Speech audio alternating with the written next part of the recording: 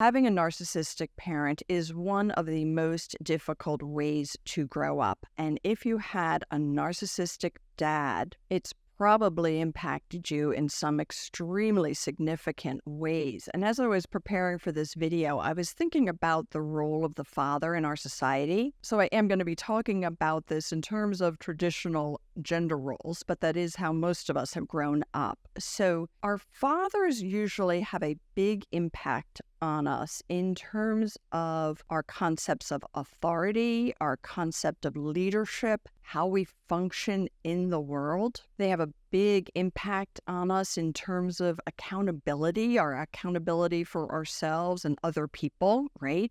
And if we think about the core concept of a narcissistic parent sees their child as an extension of them, as like their arm. The narcissistic parent wants a child who reflects them the way they want to be reflected. It's not about the kid. And how a narcissistic father impacted you is probably related to your gender, and then also what role you took in the family. So a couple of my videos talk about family roles, but within a narcissistic family, these roles end up being very rigid and really impact you for your entire life until you go through a process of discovery and recovery and healing and growth. So let's talk about this. So often a narcissistic father will humiliate his children into acting the way he wants them to act. He'll humiliate them into meeting his needs. A narcissistic father could be very inconsistent, like sometimes be right there for you and affectionate, and other times totally cold and withdrawn. And again, not all narcissistic fathers do this, but it's very common for there to be a Dr. Jekyll, Mr. Hyde pattern. And basically, with a narcissistic dad, it's his way or the highway. And you probably learn this really, really, really young. So let's talk about this in terms of the role you might have taken in your family. So in a narcissistic family, there's often a golden child and a scapegoat. And then there are a couple of other roles if there's enough children, which could include the lost child, the mascot. And then there's almost always a child who is a co-conspirator with the enabler. So if the other parent is enabling the narcissistic father's behavior, there's also usually a child,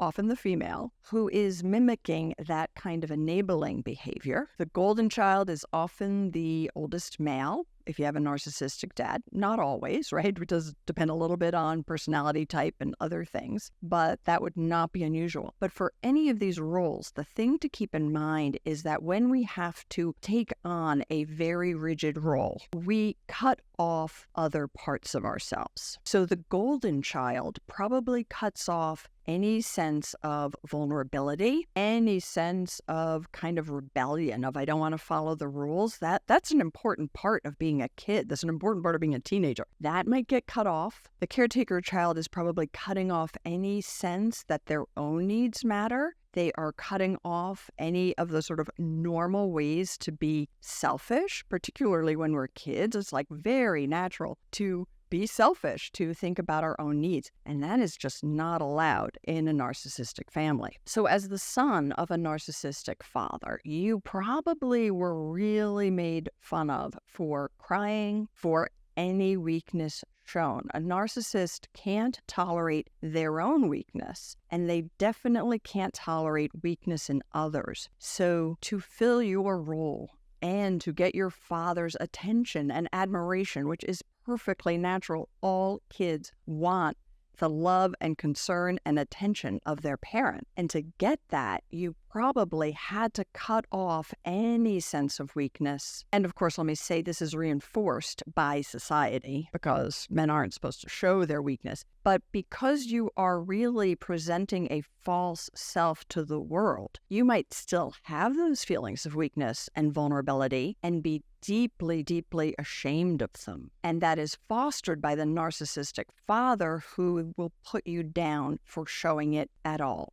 And of course, this can also happen to if you're female. So again, it depends a little bit what role you're in, because often in the narcissistic family, there is somebody who's allowed to be weak. One of the children might be allowed to be the one who cries, They might be made fun of for it, but in a slightly different way, like it's allowed, right? Female or male, if you have a narcissistic dad, you probably spend a lot of time as a child trying to get positive attention from the parent. Now, one thing a narcissist can do very well, a narcissist can give you positive attention that makes you feel really good when it suits their needs. As a child, you think this has something to do with you. It really doesn't. It's about when whatever you're doing is suiting the need of the narcissistic parent. But because as a child, you think it has something to do with you, you think you can do something to get it back. So you spend a lot of time focused on getting that positive attention that does feel good when you get it from the narcissistic father. No matter what, you will grow up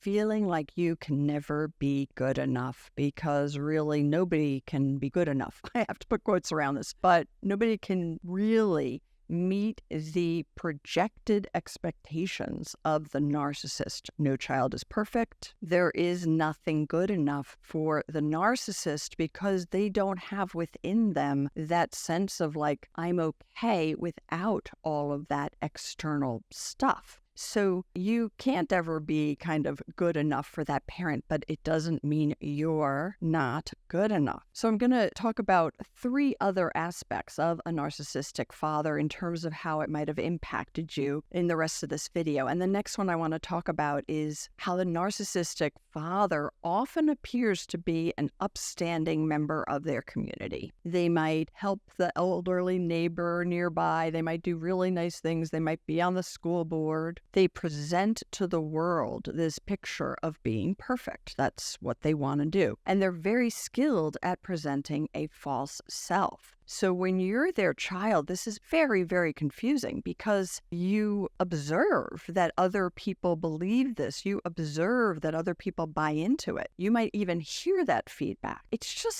such a confusing way to grow up. And you might know the reality is different, or you might totally suppress the fact that the reality is different. And a couple of the comments that I've gotten on some of my other videos on narcissism, I've gotten comments about like, how come I see my father this way, but my siblings don't? Or how come my siblings have had such a different response to having a narcissistic parent? And it's because of these roles. Some children choose alignment, but remember, the ones who are choosing alignment are really cutting off parts of themselves. And other children, I think almost when you're little, most choose that alignment. That's just kind of how little kids are. But some kind of figure it out early. And if you rebel against a narcissistic parent, whoa.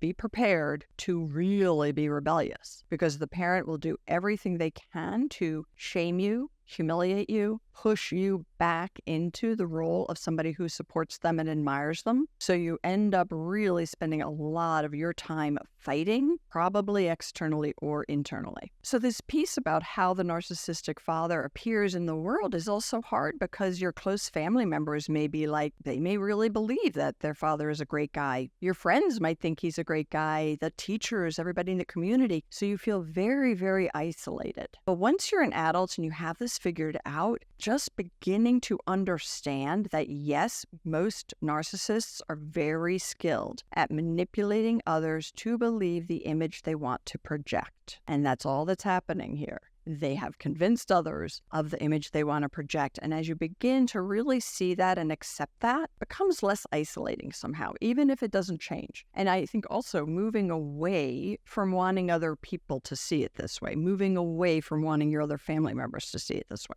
moving away from wanting to discredit the narcissist. It's just not necessarily, I think, I don't like to give direct advice, but usually it drains your energy, makes your life more miserable, and doesn't accomplish anything. So moving away from caring so much about what others think and validating your own feelings. So that walks us right into the next one, because validating our feelings, the ideal parent, and most parents don't do this perfectly, which is okay, but the ideal parent validates their children's feelings. If we don't have a parent who validates our feelings, and in fact, we have a parent who tells us our feelings are wrong, which I guarantee has happened if you have a narcissistic parent, because any feeling you have that doesn't meet with what they want, what they're looking for, what they need, will be wrong, stupid, not what you're really feeling. It will be totally invalidated. So it's very hard to learn to validate our own feelings when we grow up in a family where our feelings aren't validated. You're upset by something that your narcissistic father did? Well, that's stupid. You are angry at something that your narcissistic parent did, or you're angry at something the golden child did? Well, you don't understand things. You're too selfish. You're actually the narcissist, right?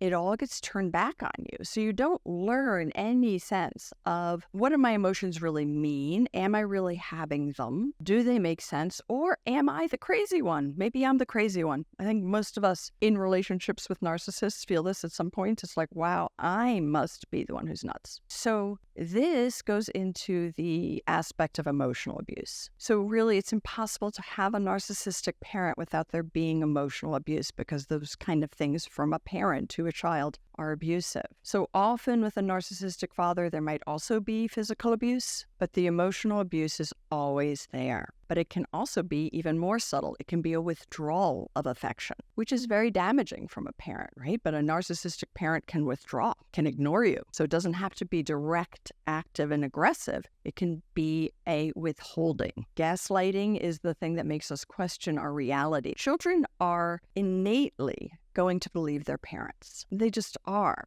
They're designed to listen to and follow and believe what their parents say, right? Which is why many of us believed in Santa Claus for a really long time, right? So that's obviously a silly example, but it's a natural thing to believe your parents when you are very young. So if a narcissistic parent lies about reality, that's really hard for children to figure out. And the term gaslighting comes from a movie, a Hitchcock movie a while ago, but it's about basically convincing somebody that what actually happened is totally different than what they saw or really happened. So gaslighting is about really making the person question what really happened and changing the reality of what really happened to the point where the person thinks they're nuts. So that's probably a consistent thing throughout your childhood. So healing from this does take time, and usually some type of help, therapy can really make a difference, because when you question your own reality, it's really helpful to have somebody who can validate your feelings, who can sure provide information perhaps about the patterns that you're seeing, but on a much deeper level, help you learn to validate your own emotions, validate your own reality, what you know, and build your self-esteem that you were good enough as a kid and you are good enough now. And the criticisms really had nothing to do with you. They were a projection from the parent. So I do think outside help usually is needed for shifting those kind of beliefs about yourself. So the last main point I want to talk about, which is this concept of like, it's my way or the highway from a parent. And again, there might be some parents who have a very traditional parenting style who at times are like that, kind of like my way or the highway, right? Like, I really need to impose this on my kids. That doesn't end up being narcissistic unless it's a pervasive pattern and there's really an incredible rigidity and the whole family is following the narcissistic father's view of what is correct. And this could cover what religion you should follow, what career you should go into, what sports you should like to watch or play or do, what things you should do with your life, everything. It covers everything. The narcissistic father's opinion about all of that is the only valid opinion. So when you grow up with that, no matter what role you took in the family, there's almost always a constant questioning. Are my opinions valid? Is it okay for me to prefer dancing over football, or exploring spirituality outside of what the family wants, or choosing a different career, like all of that becomes so much more difficult. Some of those questions can be difficult for everybody, but if you grew up with a narcissistic parent, those are really intense problems and intense issues to sort through.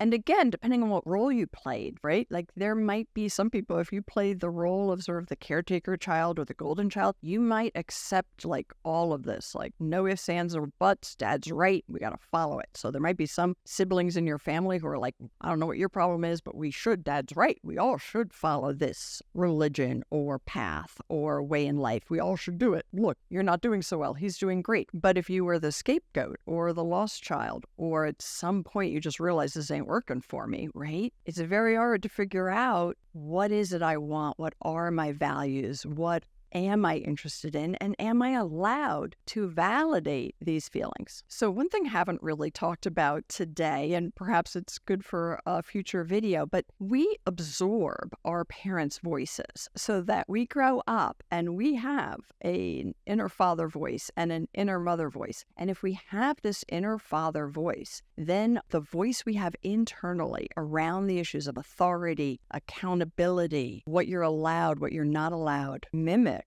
the narcissistic father and reinforces all those negative core beliefs. So you might have grown up being put down or developing these negative core beliefs because of the dynamics in the family, but then you end up internalizing that voice and kind of do it to yourself later in life. So I want to share with you just some thoughts, and obviously this is a bigger topic, but those negative core beliefs can be so strong until you begin to really recover from them. And I have an entire online 6-month program that really kind of covers all of this sort of stuff, like really figuring out what your values are, who you are, what you want in life, and then healing some of those negative core beliefs. But particularly if you're new to my material, the easier place to start is I do have a PDF you can download. I'll put the link here, but the link is in the description to this video. It's called Transform Your Negative Core Beliefs. It helps you identify what those deep-seated core beliefs are. And once you do that, I think you'll begin to see how they underlie a lot of the issues you're dealing with today. And then the PDF also gives you 3 techniques to begin to work with an adaptive positive core belief to counter it. So many people have told me it is super useful, and I think that or some